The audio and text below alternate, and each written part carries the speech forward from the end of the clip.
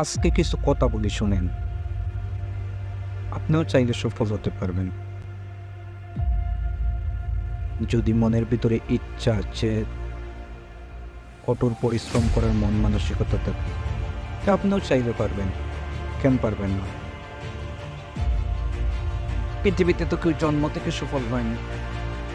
আস্তে আস্তে সে সফল হয়েছে। অনেকে শুরুর জীবন অনেক খারাপ ছিল, কিন্তু তারা দমে যায়নি। আস্তে আস্তে চেষ্টা করেছে, সফল হয়েছে। আপনি একবার চেষ্টা করে দেখেন না, হন কি না। রবীন্দ্রনাথও তিনবার মেট্রিক পরীক্ষায় ফেল করেছিলেন। কাজী নজরুল ইসলাম তো মেট্রিক পাসই করেনি, কিন্তু আজ তাদের কবিতা, তাদের লেখা নিয়ে রীতিমতো গবেষণা হচ্ছে।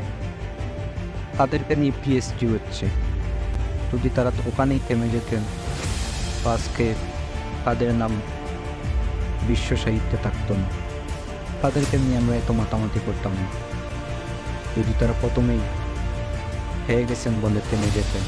তাই আপনিও লড়াই চালিয়ে যান, দেখবেন একদিন আপনার নাম নিয়েও এরকম গবেষণা হবে। যদি আপনি তাদের মতো হতে পারেন, এই চেষ্টা করুন, পরিশ্রম করুন, হাল ছাড়া যাবে না।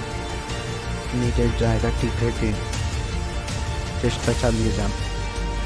আজ হোক কাল সফলতার দেখা পাবেন ইনশাআল্লাহ।